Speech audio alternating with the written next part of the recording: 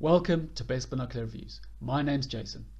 Today I'm going to be offering some advice to a reader who's looking for the best possible mid-range binoculars and night vision device to take on a safari holiday.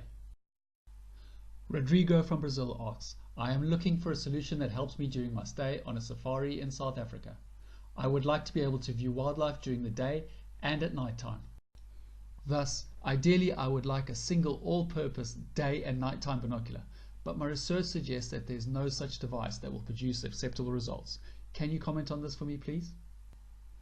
I have a total budget of around $700. Either I can use all of this for a single night and daytime binocular, or if you recommend that I split it up, $300 for the daytime binoculars and $400 for the night vision device. Thank you very much for your question, which I will now try to answer to the best of my ability.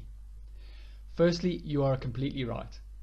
At any sort of reasonable budget, and to the best of my knowledge, there really is not a quality single solution for both nighttime and daytime observation. Sure, you will find instruments on places like eBay, Walmart and AliExpress advertised as being both day and night binoculars. These usually have a red or gold tinted objective lenses and are usually very cheap. But in reality, the claims they make on these are false, and all of the binoculars are just gimmicks, which in my opinion should be avoided at all costs. Remember, true night vision devices that amplify the very small amounts of available light at night from the moon and the stars, etc., to produce an image that is often green or grey by using intensifier tubes and phosphor screens are very different to your standard optical only binoculars. If you are not sure of what these differences are, please take a moment to click through to my complete guide to night vision devices. Please note that all links on this video will also be contained in the notes section underneath this video. Okay, so now we've established that we're looking for separate instruments. Binoculars for the day and up to and just after sunset, and a night vision device for when it's completely dark. Let's first take a look at what are the best options you have for night vision devices within your budget. Whilst it is true that the very best night vision devices cost many thousands of dollars, you really don't need to spend huge amounts of money to get some good results, and your budget of between $300 and $400 is enough so long as you know what to look for.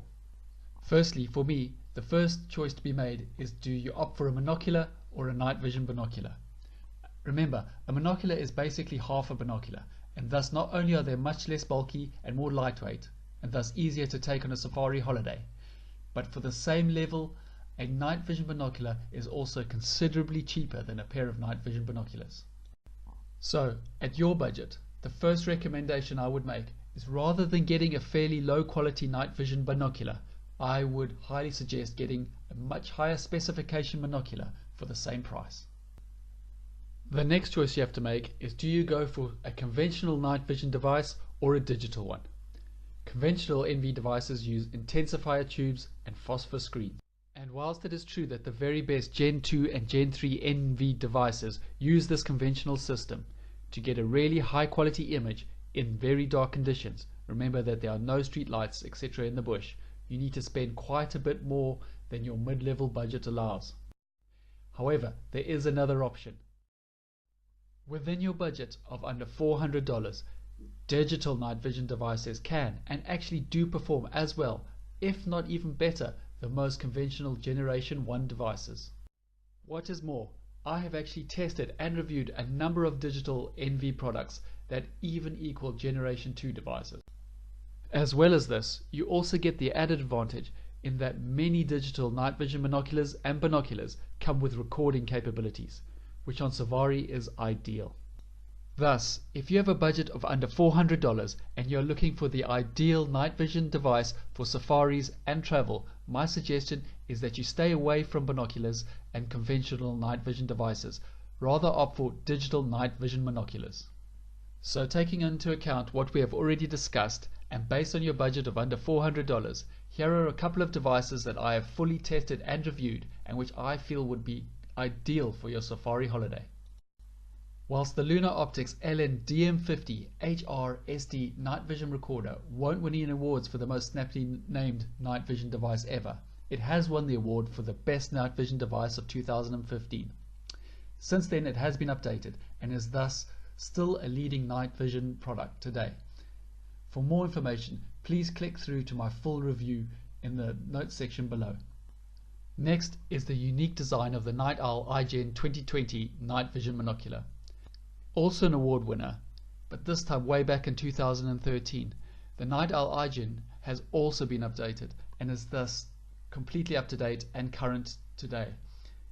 For more information, please click through to my full review, the link underneath the video in the notes section. Next, if you're wanting to save a bit more money and forgo the recording capabilities of the other two, we have the Lunar Optics LN-DM5 Digital Night Vision Monocular. Available for around $250, I found that the level of performance was way above what I've expected at this price range, and they really did surprise me. However, as I said, you don't get any recording capabilities like the other two. Once again, for the full review, either click the link in the video or in the notes section underneath. Okay, so now that we have our night vision binoculars, it's now time to take a look at the very best mid-range safari and travel binoculars. Firstly, I would like to emphasize that for most people, a pair of standard daytime binoculars is far more useful on safari than any night vision device. Thus, if your budget doesn't allow for both, my advice would most certainly be go for the right pair of standard daytime binoculars. The right pair with good quality optics will also offer better low light performance than cheap binos, and thus not only are they useful during the day, but you will also able to effectively use them just before sunrise and just after sunset. And remember, this is mostly when you'll be going out on safari, as this is when most of the wildlife you have gone all the way to see is most active. When choosing the right pair of safari or travel binoculars, as well as budget, there are many other options that for you to consider, and the right pair for you and your particular safari will also depend on a number of other factors as well as your preferences. Indeed, there are so many that I can't go through all of them in detail in this video. However, I'm going to break it down into three main sections. Firstly, if you're looking for excellent low light capability, go for a large full-size 42mm binocular. For more information, suggestions and recommendations, please click through to my guide to the best mid to high-end binoculars for bird watching and safaris. And within your budget, there are a number of options, including the Bushnell Legend, Hawk Endurance ED, and the Celestin Granite binoculars. Next, if you want a smaller sized, easier to carry binocular for your travel and safaris, but one that is still good at low light performance, my preference would be to go for a mid-sized binocular. These usually have objective lenses of around 32-33mm, and they balance a good low light performance with a smaller body shape and less weight. For more information, check out my guide to the best low-cost all-round travel binoculars. Next, if ease of packing and carrying is of prime importance to you for your traveling or when you're on safari, then a pair of compact binoculars is the way to go. Here I've written a number of articles and guides, and I suggest just clicking through to them, reading about where you get a whole bunch of information as well as recommendations and my suggestions. Links are either on the video or in the notes section below. Right, that's all I have time for today. To check out these recommendations as well as all the others in way more detail, and for links to the individual reviews and a whole bunch of other information, please just click either here or, as I said, in the notes section below.